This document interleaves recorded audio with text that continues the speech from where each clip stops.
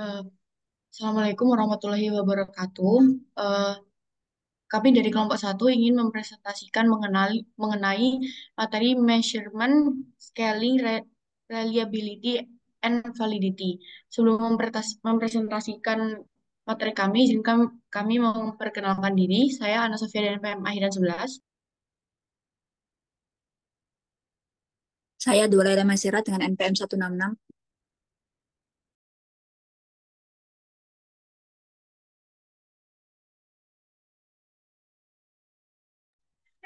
Saya Vita Aurelia dengan akhiran NPM 333. Perkenalkan, nama saya Alifia Fawadiana dengan MM akhiran 206.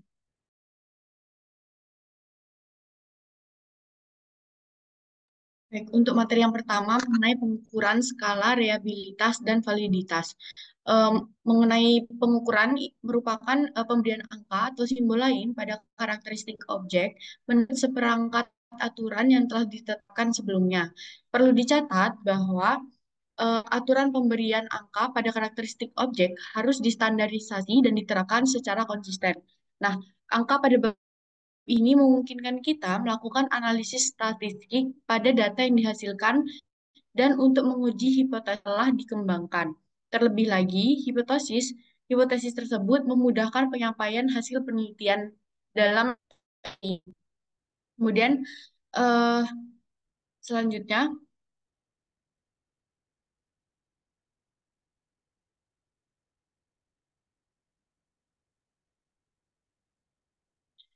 selanjutnya mengenai 4 jenis timbangan. Nah, dalam pengukuran ini berarti mengumpulkan data dalam bentuk angka. Yang dalam hal ini terdapat jenis timbangan yang untuk menetapkan jangka pada atribut objek, diperlukan skala atau mekanisme yang digunakan untuk membedakan antara individu berdasarkan perbedaan mereka satu sama lain pada variabel yang menjadi perhatian penelitian. Nah, salah satu dari banyak pilihan yang dimiliki untuk mengklasifikasikan konsumen adalah skala Likert. Eh, Dalam jenis timbangan ini terdapat 4 jenis skala dasar, yaitu yang pertama ada nominal, ordinal, interval, dan rasio.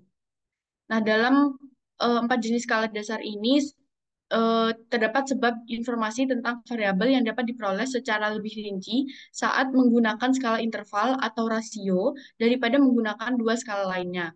Saat kalibrasi atau penyempurnaan skala meningkatkan dalam kecanggihan, demikian juga kekuatan skala. Dengan skala yang lebih kuat, analisis data yang semakin canggih dapat dilakukan yang pada gilirannya berarti bahwa jawaban yang lebih bermakna dapat ditentukan untuk pertanyaan penelitian. Namun, variabel tertentu lebih mudah disesuaikan dengan skala yang lebih kuat daripada yang lain. Next. Nah, ini pengertian dari jenis skala dasar. Yang pertama adalah skala nominal. Skala nominal di sini merupakan skala yang memungkinkan peneliti untuk menempatkan subjek ke dalam kategori atau kelompok tertentu. Misalnya, berkenaan dengan variabel jenis kelamin, responden dalam dikelompokkan ke dalam dua kategori, yaitu laki-laki dan perempuan. Kemudian dua kelompok ini bisa diberikan nomor kode 1 dan 2. Angka-angka ini berfungsi sebagai label kategori yang sederhana dan mudah digunakan dalam nilai intrinsik, selain untuk menempatkan responden ke dalam salah satu dari dua kategori yang tidak tumpang tindih atau saling eksklusif. Dengan demikian, skala nominal mengkategorikan individu atau objek ke dalam kelompok yang saling eksklusif dan kolektif lengkap.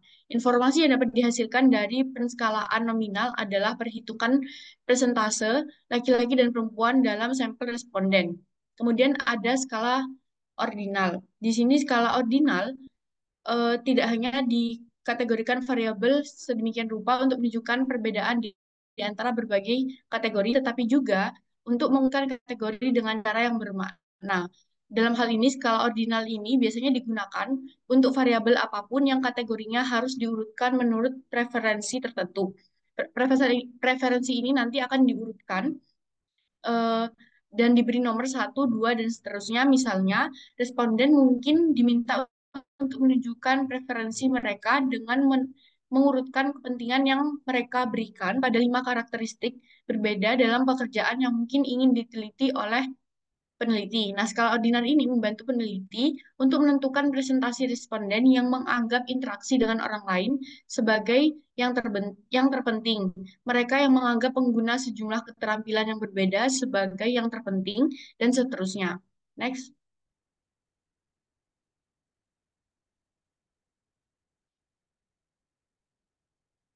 Selanjutnya, skala interval. Nah, skala interval ini memungkinkan untuk membandingkan perbedaan antara objek. Skala ini memanfaatkan perbedaan urutan dan kesetaraan besarnya perbedaan dalam variabel. Nah, dalam hal ini juga untuk ukuran penyebarannya adalah rentang, deviasi standar, dan varian. Yang selanjutnya mengenai skala rasio. Skala rasio ini mengatasi kelemahan titik asal yang sembarangan dari skala interval karena skala ini memiliki titik nol absolut yang merupakan titik pengukuran yang bermakna. Dengan demikian, skala rasio tidak hanya mengukur besarnya perbedaan antara titik-titik pada skala, tetapi juga memanfaatkan proporsi dalam perbedaan tersebut. Skala ini merupakan skala yang paling kuat dari keempat skala karena memiliki titik asal nol yang unik dan mencakup semua sifat dan tiga skala lainnya. Materi selanjutnya akan disampaikan oleh rekan saya.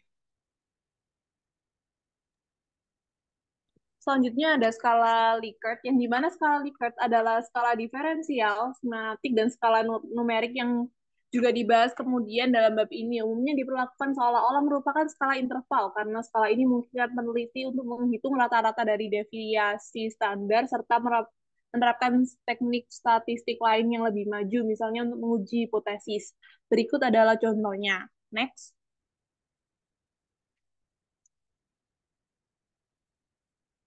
Nah, selanjutnya ada penggunaan skala nominal, di mana skala nominal selalu digunakan untuk mendapatkan data pribadi seperti jenis kelamin atau departemen dan tempat seseorang bekerja, di mana pengelompokan individu atau objek berguna seperti yang ditunjukkan di samping ini. Next.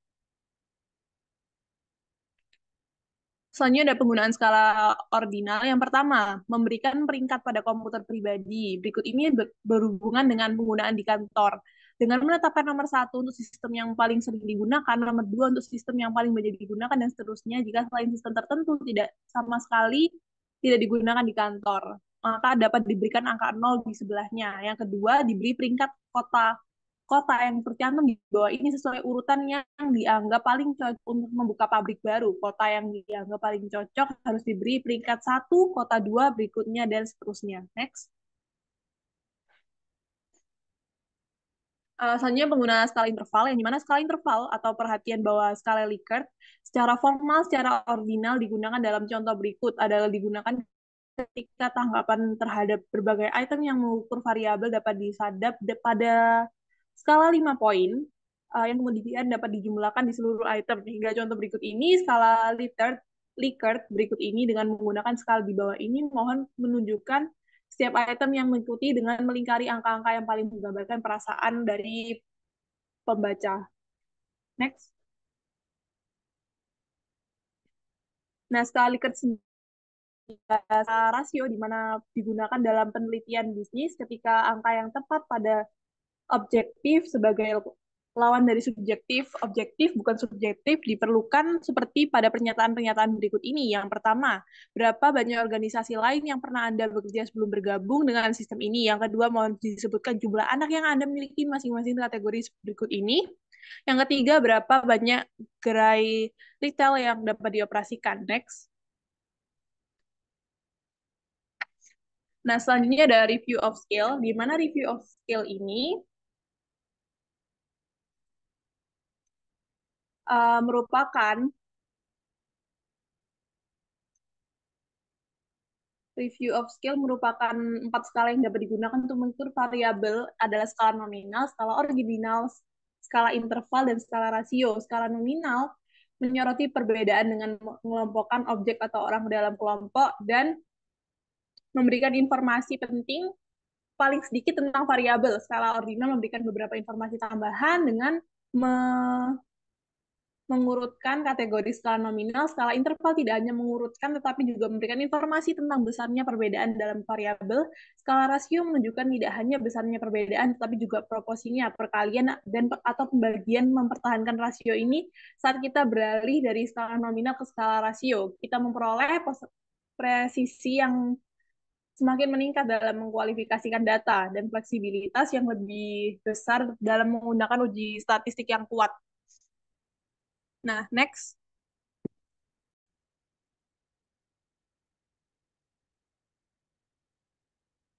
Nah, selanjutnya ada materi tentang fixed or constant sum scale, yang mana responden diminta untuk mendistribusikan sejumlah poin tertentu di berbagai item. Yang terakhir ada, yang ke-8 ada skala stempel, yang dimana skala ini secara simultan mengukur arah dan intensitas sikap terhadap item yang diteliti. Karakteristik yang menarik untuk diteliti ditempatkan di tengah dengan skala numerik yang berkisaran misalnya dari poin +3 hingga poin -3 di kedua sisi item, seperti yang diilustrasikan dalam contoh. Nah, hal ini memberikan gambaran tentang seberapa dekat atau jauhnya responden individu terhadap stimulus. Karena ini tidak memiliki titik nol absolut, maka ini adalah skala interval. Materi selanjutnya akan dijelaskan oleh rekan saya.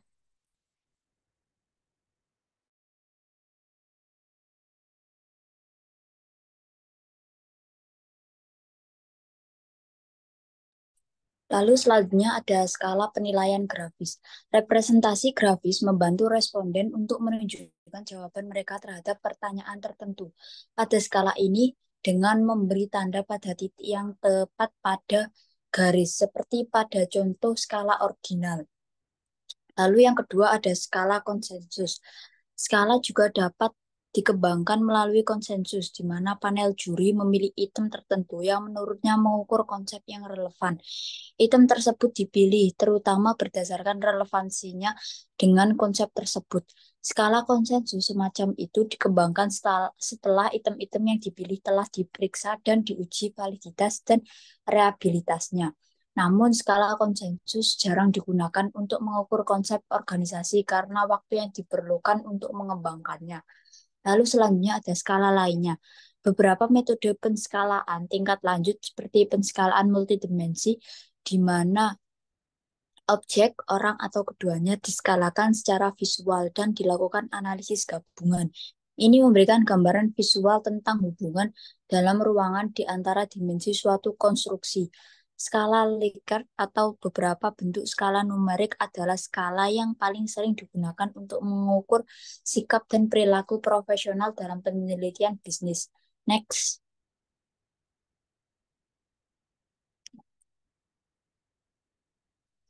Selanjutnya ada skala peringkat. Skala peringkat digunakan untuk mengetahui preferensi antara dua atau lebih objek atau item yang bersifat ordinal. Namun peringkat tersebut mungkin tidak memberikan petunjuk pasti untuk beberapa jawaban yang dicari. Misalnya, katakanlah ada 4 lini produk dan manajer mencari informasi yang akan membantu memutuskan lini produk mana yang harus mendapat perhatian paling besar. Next. Lalu metode alternatif yang digunakan dalam skala peringkat ada 3. Yang pertama, perbandingan berpasangan. Skala perbandingan berpasangan digunakan ketika di antara sejumlah kecil objek, responden diminta untuk memilih antara 2 objek pada satu waktu. Ini membantu untuk menilai preferensi. Semakin besar jumlah objek atau stimulus, semakin besar jumlah perbandingan berpasangan yang disajikan kepada responden dan semakin besar kelelahan responden. Oleh karena itu, perbandingan berpasangan adalah metode yang baik jika jumlah stimulus yang disajikan sedikit. Lalu yang selanjutnya, pilihan yang dipaksakan. Pilihan yang dipaksakan memungkinkan responden untuk memberi peringkat objek relatif satu sama lain di antara alternatif yang disediakan. Hal ini lebih mudah bagi responden, terutama jika jumlah pilihan yang akan diperingkat terbatas jumlahnya. Lalu yang selanjutnya ada skala komparatif atau skala perbandingan. Skala ini memberikan tolak ukur atau titik acuan untuk menilai sikap terhadap objek, peristiwa, atau situasi terkini yang sedang diteliti. Singkatnya, data nominal cocok untuk skala kategori. Data ordinal cocok untuk skala pemeringkatan. perbandingan berpasangan, pilihan paksa dan skala komparatif dan data interval. Next. Lalu selanjutnya ada Guidance of Measures. Skala yang dikembangkan seringkali tidak sempurna dan kesalahan cenderung terjadi dalam pengukuran variabel sikap. Penggunaan instrumen yang lebih baik akan memastikan keakuratan hasil yang lebih tinggi yang pada gilirannya akan meningkatkan kualitas ilmiah penelitian. Oleh karena itu, dalam beberapa hal kita perlu menilai kebaikan ukuran yang dikembangkan. Artinya kita perlu cukup yakin bahwa instrumen yang kita gunakan dalam penelitian kita benar-benar mengukur variabel yang seharusnya dan mengukurnya secara akurat. Terdapat dua ini dari Guidance of Measure. Yang pertama ada analisis item. Analisis item dilakukan untuk melihat apakah item-item dalam instrumen tersebut termasuk dalam kategori tersebut atau tidak. Setiap item diperiksa kemampuannya untuk membedakan antara subjek yang skor totalnya tinggi dan skor yang totalnya rendah. Secara singkat, reliabilitas adalah uji seberapa konsisten instrumen pengukuran mengukur konsep apapun yang diukurnya. Validitas adalah uji seberapa baik instrumen yang dikembangkan mengukur konsep tertentu yang ingin diukur. Lalu yang kedua ada keabsahan. Beberapa jenis uji validitas digunakan untuk menguji kebaikan pengukuran dan penulis menggunakan istilah yang berbeda untuk menunjukkannya. Demi kejelasan, kita dapat mengelompokkan uji validitas ke dalam 3 judul umum. Yang pertama ada validitas isi, yang memastikan bahwa pengukuran mencakup serangkaian item yang memadai dan representatif yang menyentuh konsep. Semakin banyak item skala yang mewakili domain atau semesta konsep yang diukur, semakin besar validitas isinya. Dengan kata lain, validitas isi adalah fungsi dari seberapa baik dimensi dan elemen dan suatu konsep yang telah digambarkan. Lalu yang kedua, validitas terkait kriteria. Validitas terkait kriteria ditetapkan saat pengukuran membedakan individu berdasarkan kriteria yang diharapkan untuk diprediksi. Hal ini dapat dilakukan dengan menetapkan validitas bersamaan atau validitas prediktif. Materi selanjutnya akan dilanjutkan oleh rekan saya.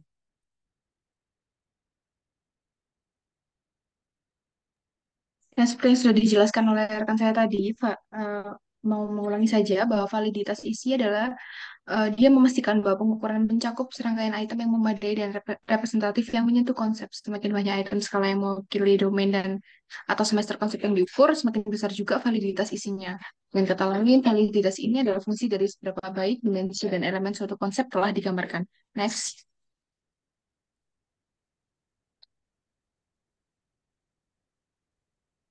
Next. Selanjutnya adalah validitas terkait kriteria ditetapkan saat pengukuran membedakan individu berdasarkan kriteria yang diharapkan untuk diprediksi. Hal ini dapat dilakukan dengan menetapkan validitas bersamaan atau validitas prediktif. Seperti dijelaskan di bawah ini, yaitu pertama, validitas konkuren terbentuk ketika skala tersebut mendiskriminasi individu yang diketahui berbeda. Yang kedua, validitas prediktif menunjukkan kemampuan alat ukur untuk membedakan individu dengan referensi kriteria pada masa depan. Next.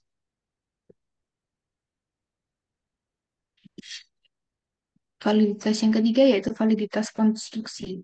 Validitas konstruksi menunjukkan seberapa baik hasil yang diperoleh dari penggunaan alat ukur tersebut sesuai dengan teori yang menjadi perancangan alat ukur tersebut. Hal ini dinilai melalui validitas konvergen dan diskriminan yang akan dijelaskan di bawah ini. Validitas konvergen terbentuk ketika skor diperoleh dengan dua instrumen pengukuran yang berbeda dan validitas diskriminan.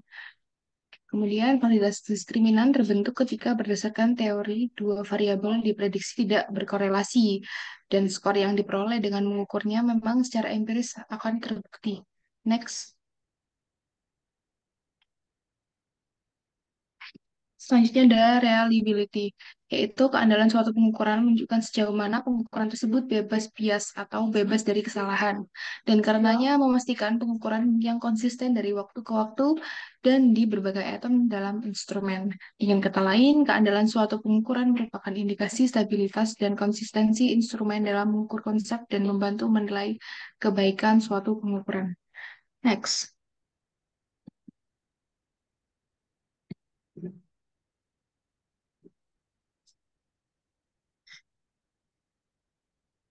Selanjutnya adalah internal consistency of measures. Konsistensi internal pengukuran menunjukkan homogenitas item dalam pengukuran yang mengacu pada konstruk. Dengan kata lain, item-item tersebut harus saling terkait sebagai satu kesatuan dan mampu mengukur konsep yang sama secara independen sehingga responden dapat mengaitkan makna keseluruhan yang sama pada setiap item. Hal ini dapat dilihat dengan memeriksa apakah item dan sub-item dalam instrumen pengukuran berkolerasi tinggi. Konsistensi dapat diperiksa melalui interim konsistensi, reliability, dan split half reliability. Next.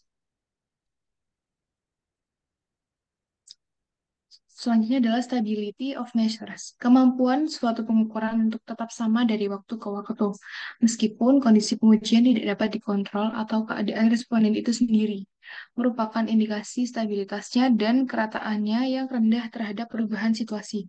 Hal ini membuktikan kebaikannya karena konsep tersebut diukur secara stabil kapanpun dilakukan. Dua pengujian stabilitas ini biasanya adalah pakai retest reliability dan parallel from reliability. Next. Materi selanjutnya yaitu skala reflektif dan skala formatif. Skala reflektif sendiri adalah jenis skala pengukuran di mana indikator-indikator atau item-item dalam skala merupakan manifesti atau refleksi dari konstruk yang mendasarinya. Dalam skala reflektif, konstruk ini dipandang sebagai penyebab dari indikator-indikatornya. Artinya, perubahan pada konstruk akan menyebabkan perubahan pada indikator-indikator tersebut.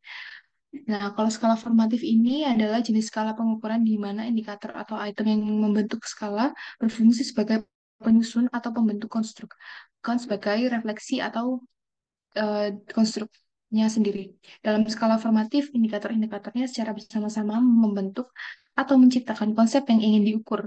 Dengan kata lain, perubahan pada indikator akan memengaruhi dan membentuk perubahan pada konstruk. Sekian presentasi dari kelompok kami. Mohon maaf jika ada salah-salah kata. Wassalamualaikum warahmatullahi wabarakatuh.